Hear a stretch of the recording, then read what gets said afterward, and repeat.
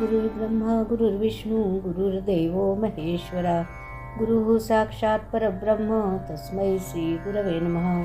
श्री गणेश दत्त गुरुभ्यो नमः. परमपूज्य श्री रामकृष्ण सरस्वती स्वामी महाराजांनी दिलेल्या मार्गदर्शनपर आशीर्वादांचे मी पठण करीत आहे. रुद्राभिषेक. पुष्कळ लोकांच्या जीवनात अडथळे येतात व प्रगती होत नाही. अशा वेळेला रुद्राभिषेक केला की अडथळे दूर होतात. रुद्र हा वेदमंत्र आहे, त्यात शक्ती आहे. ती शक्ती कार्यरत झाली की आपल्याला अनुभव येतो. कोणत्याही अघटित संकटाला वेदमंत्राशिवाय पर्याय नाही. जेथे जमीन पोकळ असते तेथे असे भूकंप होत असतात. पोकळ जमिनीतून स्वयंभू शिवलिंग बाहेर येत असतात. पोकळ जमीन टणक होण्यासाठी आपल्याकडे रुद्राभिषेक करून शिवाला शांत करण्याची पद्धत आहे. तेव्हा तुम्ही सर्वांनी आपापल्या घरी अथवा देवळादेवळातून असे रुद्राभिषेक जरूर करावेत.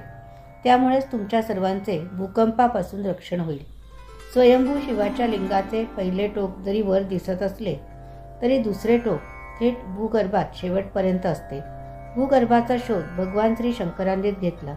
त्यामुळे सतत शिवावर धार करून लघुरुद्र केल्यास व शिवोपासना केल्यास जमिनीला टणकपणा येतो व भूकंपाचा त्रास कमी होतो. रुद्र म्हणजे द्रवणे. स्तुती ही मनुष्याप्रमाणे ईश्वरालाही प्रिय आहे. आपल्या स्तुतीने त्याला पाझर फुटला पाहिजे. एकदा त्याचे मन द्रवले की आपण संकटातून वाचतो. त्यांचा आधार आपल्याला मिळतो. त्रिपिंडी श्राद्ध केल्याने गेलेल्या व्यक्तींना गती मिळते. हे खरे असले तरी रुद्राभिषेक करणे हा त्यापेक्षाही जास्त चांगला उपाय आहे.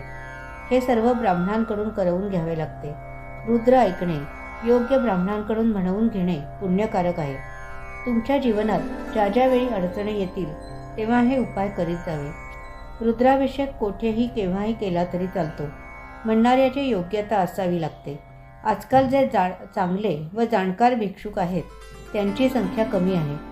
रुद्राभिषेक घरात बाहेर कोठेही किंवा क्षेत्राच्या ठिकाणी केला तरी चालेल. प्रदोष, सोमवार, एकादशी या वारी ठरवून करावे. सर्वांना जरी लिहिता वाचता येत असले तरी रुद्र वगैरे धार्मिक कार्य तुमचे तुम्ही घरगुती स्वतंत्ररित्या करता येणार नाही. त्याचे फळ मिळणार नाही. हे सर्व जाणकाराकडूनच करून घ्यावे लागते. कारण रुद्र म्हणण्याच्या विशिष्ट लय व पद्धती आहेत. त्याचप्रमाणे उच्चार करावे लागतात. परमेश्वराने ही परंपरा ब्राह्मणाकडे दिलेली आहे. तुमच्या सवडीप्रमाणे वरीलपैकी कोणत्याही दिवशी रुद्राभिषेक करावा. रुद्र आवर्तने ऐकल्याने मनोविकार कमी होतात. प्रत्यक्ष व अप्रत्यक्ष पुष्कळ फायदे होतात. शब्दामध्ये, वाणीमध्ये शक्ती सामावलेली आहे. योग्य पद्धतीने उच्चारण केल्यावर ती शक्ती बाहेर पडते व श्रवण करणाऱ्यांना त्याचा फायदा मिळतो. दैनंदिन साधनेसाठीतील आजच्या या भागाचे पठण परमपूज्य श्री गुरुदेवांच्या चरणी सादर अर्पण. आजची ही सेवा परमपूज्य श्री गुरुदेवांच्या चरणी सादर अर्पण. श्री गुरुदेव दत्त.